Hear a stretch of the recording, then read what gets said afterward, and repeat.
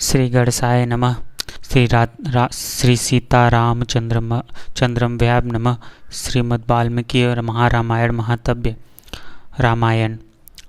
आप सभी भक्तगणों को सीताराम।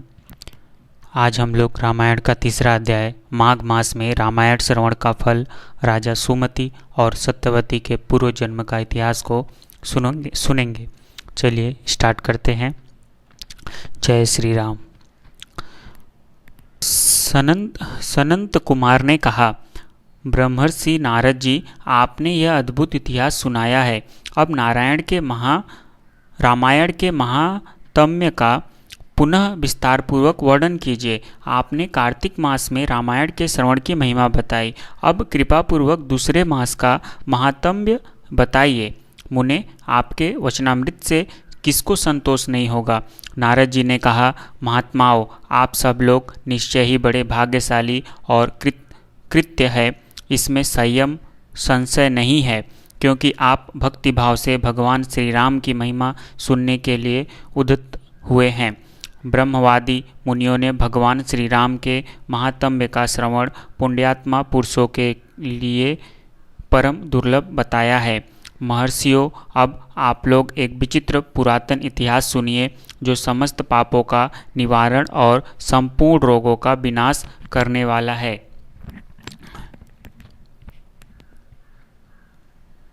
पूर्व काल की बात है।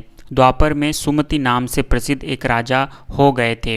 उनका जन्म चंद्रवंश में हुआ था। वे श्री संपन्न और सातों द्वीपों के एकमात्र सम्राट थे। उनका मन सदा धर्म में ही लगा रहता था। वे सत्यवादी तथा सब प्रकार की संपत्तियों से सुशोभित थे। सदा श्री राम कथा के सेवन और श्री राम की ही समाराधना में संलग्न रहते थे। श्री राम की पूजा में लगे रहने वाले भक्तों की वे सदा सेवा करते। उनमें अहंकार नाम भी नहीं था। वे पूज्य पुरुषों के पूजन में तत्पर रहने वाले समदर्शी तथा सद्गुण संपन्न थे। राजा सुमति समस्त प्राणियों के हितैषी, शांत, कृतज्ञ और यशस्वी थे। उनकी परम सौभाग्यशालिनी पत्नी भी समस्त शुभ लक्षणों से सुशोभित थी। उनका नाम सत्यवती था। वह पतिव्रता थी। पति में ही उसके प्राण बसते थे। वे दोनों पति पत्नी सदा रामायण के ही पढ़ने और सुनने में संलग्न रहते थे। सदा अन्न का दान करते और प्रतिदिन जल दान में प्रवृत्ति रखते थे। उन्होंने असंख्य पोखरों, बागीचों और बावड़ियों का निर्माण कराया था। महाभाग राजा सुमति भी सदा रामायण के ही अनुशीलन में लगे रहते थे। वे भक्ति भाव से भावित हो रामायण को ही बाँचते अथवा सुनते थे।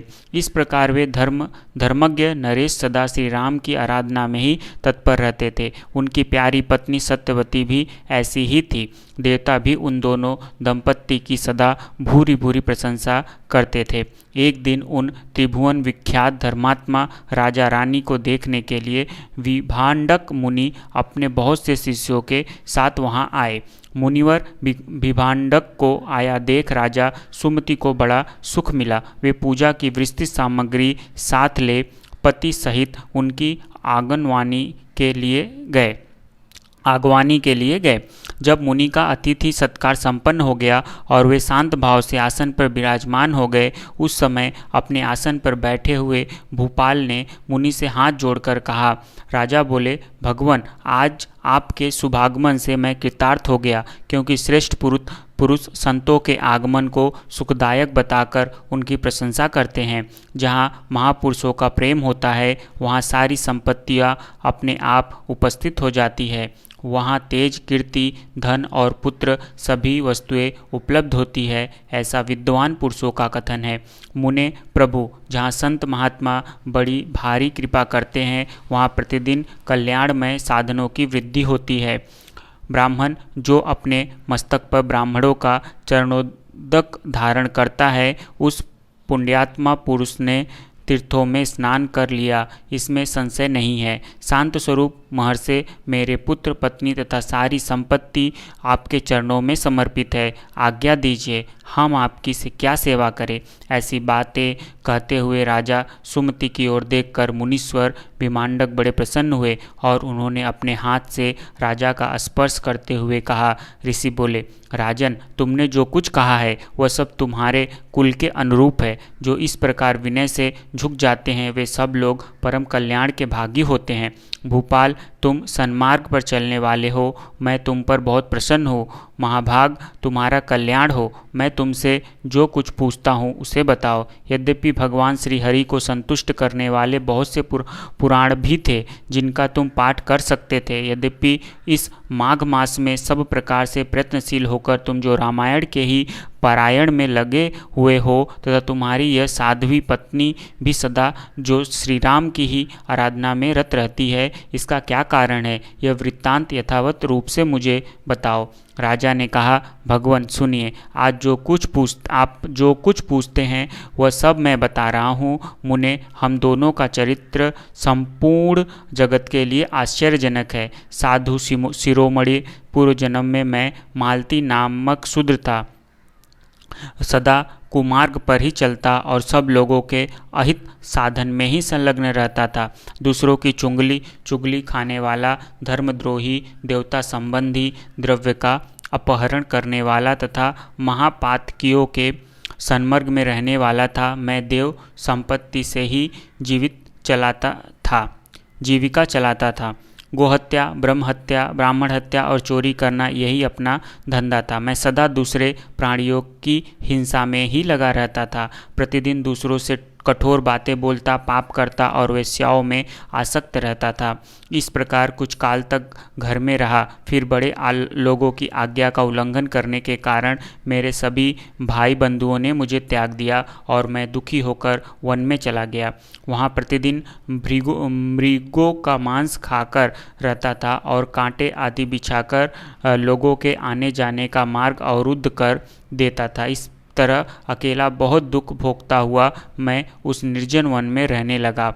एक दिन की बात है, मैं भूखा प्यासा थका मांदा निद्रा से झूमता हुआ एक निर्जन वन में आया। वहाँ देवयोग से वशिष्ठ जी के आश्रम पर मेरी दृष्टि पड़ी। उस आश्रम के निकट एक विशाल सरोवर था जिसमें हंस और कारंडव आदि जल पक्षी छा रहे थे। मुनीश्वर, यह सरोवर चारों ओर से वन्य पुष्य समूहों द्वारा आच्छादित था। वहाँ जाकर मैंने पानी पिया और उसके तट पर बैठकर अपनी थकावट दूर की। फिर कुछ वृक्षों की जड़ें उखाड़कर उसके द्वारा अपनी भूख बुझाई। वशिष्ठ जी के उस आश्रम के पास ही मैं निवास करने लगा। टूटी फूटी स्फटिक शिलाओं को जोड़कर मैंने वहाँ दीवार खड़ी की। फिर पत्तों, तिनकों और काष्ठों द्वारा एक सुंदर घर बना लिया। उसी घर में रहकर मैं व्याधाओं की वृत्ति का आश्रय ले नाना प्रकार के मृगों को मारकर उन्हीं के द्वारा 20 वर्षों तक अपनी जीविका चलाता रहा। तदंतर मेरी ये साध्वी पत्नी वहाँ मेरे पास आई। पूर्व जन्म में इनका नाम काली था। काली निष्पाद कुल की कन्या थी और विंध्य प्रदेश में उत्पन्न हुई थी। उसके भाई बंधुओं ने उसे त्याग दिया था। वह दुख से पीड़ित थी। उसका शरीर वृद्ध हो चला था। ब्राह्मण, वह भूख प्यास से शिथिल हो गई थी और इस सोच में पड़ी थी कि भोजन का कार्य कैसे चलेगा। देवयोग से घूमती घामती वह उसी निर्जन वन में आ पहुंची जिसमें मैं रहता था। गर्मी का महीना था। बाहर इसे धूप सता रही थी और भीतर मानसिक संताप अत्यंत पीड़ा दे रहा था। इस दुखिनी नारी को देखकर मेरे मन में बड़ी दया आई। मैंने इसे पीने के लिए जल तथा खाने के लिए मांस और जंगली फल दिए। ब्राह्मण, काली जब विश्राम कर चुकी तब मैंने उससे उसका यथावत वृत्तांत पूछा। महामुने, मेरे पूछने पर उसने जो अपने जन्म कर्म निवेदन किए थे उन्हें बताता हूँ, सुनिए। उसका नाम काली था और वह निषाद कुल की कन्या थी। विद्वान, उसके पिता का नाम दाम्भिक या दाविक था। वह उसी की पुत्री थी और विंध्य पर्वत पर निवास करती थी। सदा दूसरों का धन चुराना और चुगली खाना ही उसका काम था। एक दिन उसने अपने पति की हत्या कर डाली, इसलिए भाई बंधुओं ने उसे घर से निकाल दिया। ब्राह्मण इस तरह परित्यक्त का काली उस दुर्गम एवं निर्जन वन में मेरे पास आई थी। उसने अपनी सारी करतूतें मुझे इसी रूप में बताई थी। मुने, जब वशिष्ठ जी के उस पवित्र आश्रम के निकट मैं और काली दोनों पति पत्नी का संबंध स्वीकार करके रहने और मांसाहार से ही जीवन निर्वाह करने लगे, एक दिन हम दोनों जीविका के निमित्त कुछ उद्यम करने के लिए वहाँ वशिष्ठ जी के आश्रम पर गए। महात्मन, वहाँ देवर्षियों का समाज जुटा हुआ था। वहीं देखकर हम लोग उधर गए थे। वहाँ माघ मास में प्रतिदिन ब्राह्मण लोग रामायण का पाठ करते दिखाई देते थे। उस समय हम लोग निराहार थे और पुरुषार्थ करने में समर्थ होकर भी भूख प्यास से कष्ट पा रहे थे। अतः बिना इच्छा के ही वशिष्ठ जी के आश्रम पर चले गए थे। फिर लगातार 9 दिनों तक भक्तिपूर्वक रामायण की कथा सुनने के लिए हम दोनों वहाँ जाते रहे। मुने, उसी समय हम दोनों की मृत्यु हो गई। हमारे उस कर्म से भगवान मधुसूदन का मन प्रसन्न हो गया था। अतः उन्होंने हमें ले आने के लिए दूत भेजे। वे दूत हम दोनों को विमान में बिठाकर भगवान के परम पद उद्दम धाम में ले गए। हम दोनों देवादिदेव चक्रपाणी के निकट जा पहुँचे। वहाँ हमने जितने समय तक बड़े बड़े लोग भोगे थे वह बता रहे हैं, सुनिए। कोटि सहस्त्र और कोटि शत युगों तक श्री राम धाम में निवास करके हम लोग ब्रह्मलोक में आए। वहाँ भी उतने ही समय तक रहकर हम इंद्रलोक में आ गए। मुनि श्रेष्ठ, इंद्रलोक में उतने ही काल तक परम उत्तम भोग भोगने के पश्चात हम क्रमशः इस पृथ्वी पर आए हैं। यहाँ भी रामायण के प्रसाद से हमें अतुल संपत्ति प्राप्त हुई है। मुने, अनिच्छा से रामायण का श्रवण करने पर भी हमें ऐसा फल प्राप्त हुआ। धर्मात्मन, यदि मैं 9 दिनों तक भक्तिभाव से रामायण की अमृतमयी कथा सुनी जाए तो वह जन्म, जरा और मृत्यु का नाश करने वाली होती है। प्रियवर, सुनिए। विवश होकर भी जो कर्म किया जाता है वह रामायण के प्रसाद से परम महान फल प्रदान करता है। नारद जी कहते हैं, यह सब सुनकर मुनीश्वर विभांडक राजा सुमति का अभिनंदन करके अपने तपोवन को चले गए। विप्रवरों, अतः हम लोग देवादिदेव चक्रपाणी भगवान श्री हरि का कथा सुनिए। रामायण कथा कामधेनु के समान अविष्ट फल देने वाली बताई गई है। माघ मास के शुक्ल पक्ष में प्रयत्नपूर्वक रामायण की नवाह कथा सुननी चाहिए। यह संपूर्ण धर्मों का फल प्रदान करने वाली है। यह पवित्र आख्यान समस्त पापों का नाश करने वाला है। जो इसे बाँचता अथवा सुनता है वह भगवान श्री राम का भक्त होता है। इस प्रकार स्कंद पुराण के उत्तराखंड में नारद संत कुमार संवाद के अंतर्गत रामायण महाकाव्य के प्रसंग में माघ मास में रामायण कथा श्रवण के फल का वर्णन नामक 3रा अध्याय पूरा हुआ। प्रेम से बोलो श्री रामचंद्र की जय। आज हमारा यहाँ पे 3रा अध्याय समाप्त हुआ। इसके बाद हम लोग 4था अध्याय चैत्र मास में रामायण के पठन और श्रवण का महात्म्य कलिक नामक व्याध और उद्गण मुनि की कथा को सुनेंगे। तब तक के लिए राधे राधे राधे। जय श्री कृष्ण, जय श्री राम।